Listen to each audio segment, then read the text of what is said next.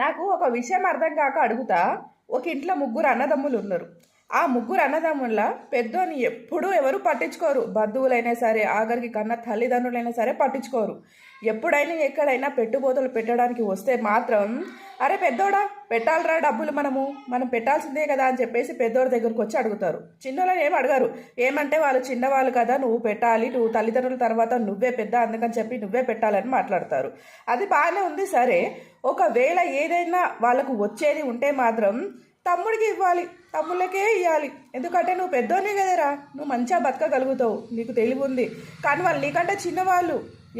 వాళ్ళకు పెళ్ళిళ్ళు కాలేదా? వాళ్ళకు పిల్లలు రాలేరా? వాళ్ళకు పిల్లలు కూడా ఉన్నారు కదా, వాళ్ళు ఇంకా చిన్నపిల్లలా?